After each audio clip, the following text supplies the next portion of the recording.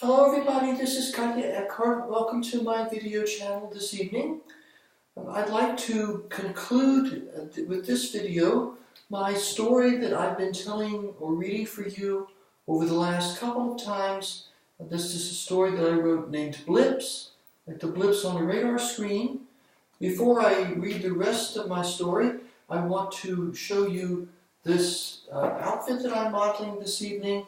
This is a Kate Spade dress, kind of a red floral dress with these thigh-length, or I should say knee-length, black leather boots. So this is my red and black ensemble. I wanted to briefly just model that for you. It has a kind of a flouncy look to it, and so you can wear this in the fall, but you could also wear it in the early spring. It's a very nice outfit. So I think I purchased this here locally a few months ago. I've worn it maybe once before. I had to have a small repair made on one of the buttons recently. So I just got it back from the tailors, and I am very pleased with this outfit. So I hope you like it too. And what I want to do this evening then is continue or complete the reading of my story. So let me begin by briefly reminding you of what's happened in the story without getting into a lot of detail. The main characters in the story, as you recall, are a pair of teenage girls, Addie and Ruth. And Ruth disappears after Addie and she go to the county fair. Ruth seems to hook up with this carnival person, and then she disappears. But instead of local law enforcement being overly concerned about her disappearance, they seem to be rather nonchalant about that. To Addie's puzzlement, she doesn't quite understand why that is, and even Addie's parents don't seem to be overly concerned about the fact that Ruth has disappeared. So as the story progresses, as you may recall, it seems to be the case that there's this very strange tension between the people like Addie's family who live in the valley, which is kind of a farming community. It's very agrarian, and on the one hand, and then there are the people who live up on the mountainside who are more nomadic, less settled. They seem to be a little more lawless, and there's a kind of strange tension or conflict, almost an unspoken conflict between these two sub-communities within the overall society within which the story takes place.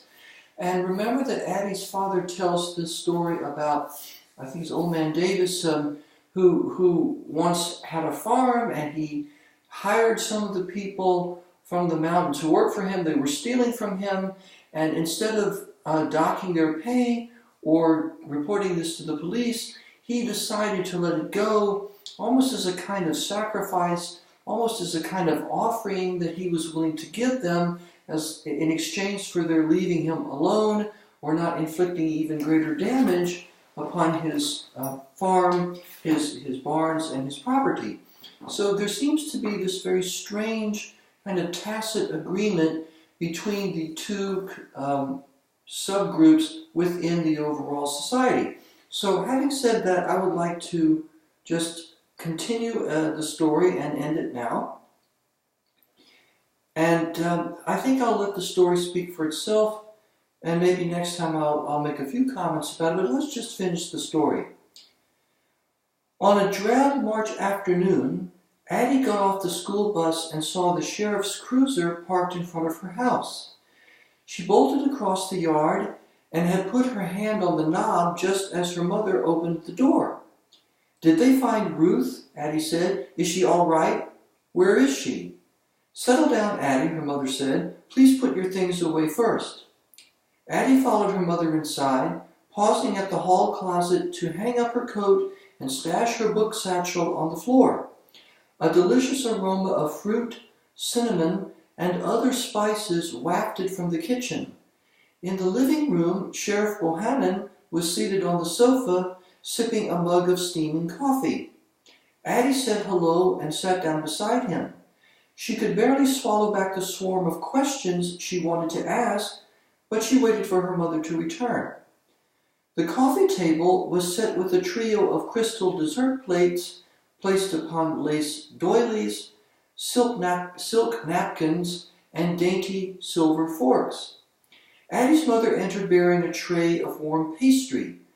Her blue organdy dress rustled softly as she bent to place the tray on the table before a high-backed chair directly across from the sofa, before she took her seat in a high-backed chair directly across from the sofa.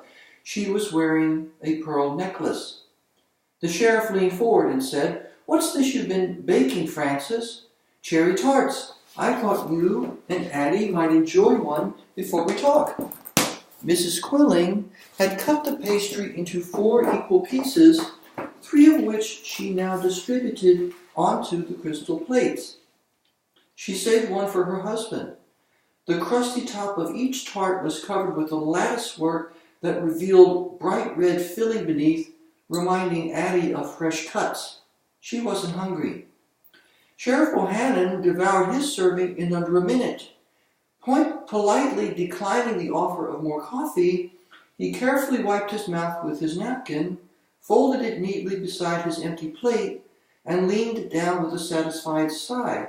He said, "Well, I have some new information about Addie's friend Ruth." He explained how a colleague in a small South Carolina town north of Myrtle Beach had called him yesterday in response to the regional APB he'd sent out, which included a recent photograph of the missing girl.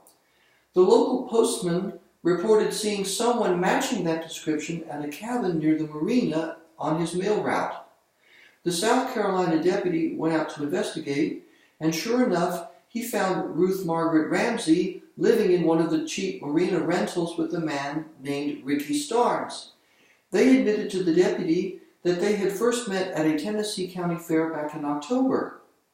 The following week, after that, she'd sneaked away to meet him at the state fair in Chattanooga, and from there they traveled up and down the coast during the fall and winter until they arrived at the marina about a week ago. They planned to stay there until Ricky started his new job at a nearby gas station, and Ruth began cutting hair at a beauty parlor in town. Instead of going back to school, she hoped to get her GED in a couple of years, maybe go on to community college after that. "Aren't you going to go get her?" Addie blurted out when the sheriff had finished. "It's a 7-hour drive," he said. "I don't have time, and right now I can't spare a single deputy. The South Carolina police are too busy chasing marijuana growers to bring her back here." "Then why can't her aunt or uncle do it?" Addie said. Addie's mother shook her head.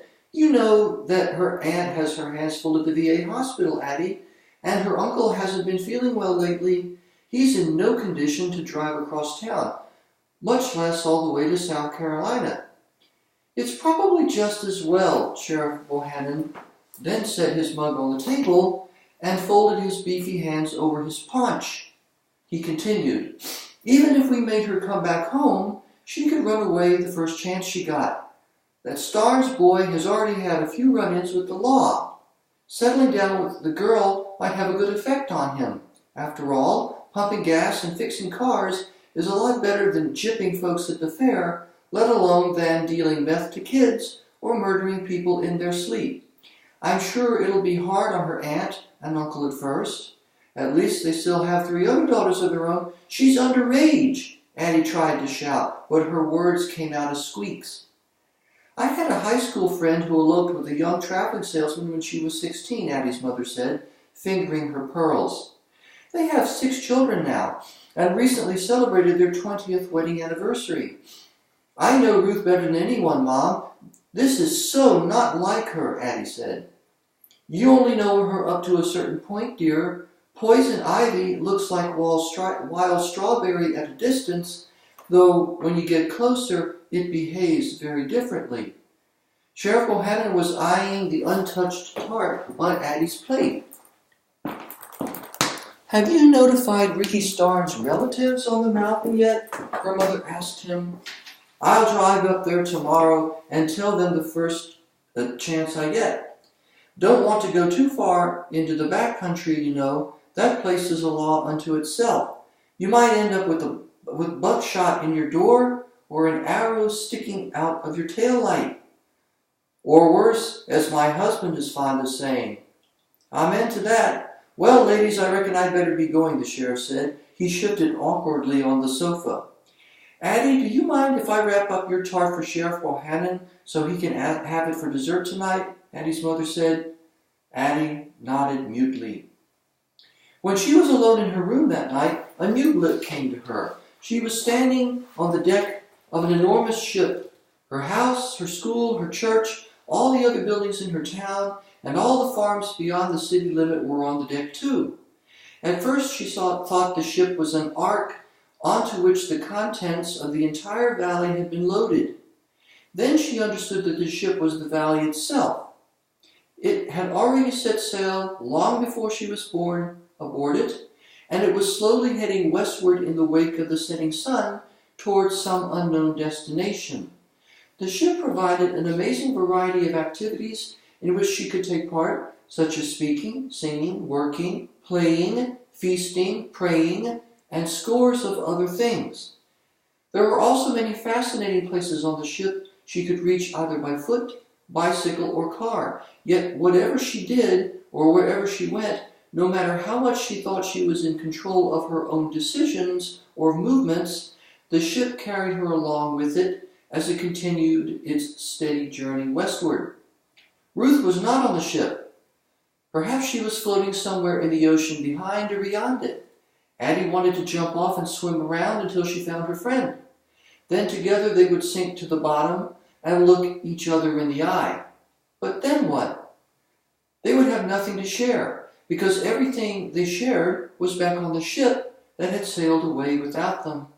If they tried to utter a single word or even cry out to each other over all they had lost, their mouths would immediately fill with icy water, and they would drown. A month later, Addie woke up early one morning. The house was quiet. Although the sun had already risen, her parents were still asleep. In the distance, she heard the lazy yet incessant cawing of a crow. She crept out of bed, dressed quickly, and went outside. It had rained during the night, leaving a slightly metallic tang of ozone in the air. The living world was tender, moist, and green, as if the thinnest layer of skin had been peeled from it. She followed the sound of cawing to a ravine 50 yards or so behind her parents' house. As soon as she entered the ravine, the cawing stopped. A huge blue-black crow perched on a sycamore branch just above her head. With one last caw, the crow flew away, shaking the wet leaves and splashing fat droplets of lingering rain against her cheeks, nose, and eyelids. At the bottom of the ravine was a small shallow pond fringed with ferns and budding May apples that had a vegetal smell. Addie picked up a flat stone and was about to skip it across the surface of the pond when she noticed something underwater.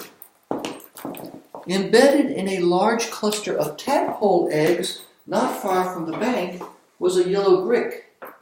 Kneeling on one knee, she reached and fished it out of a cold, clear jelly containing hundreds of what looked like tiny, sightless eyes.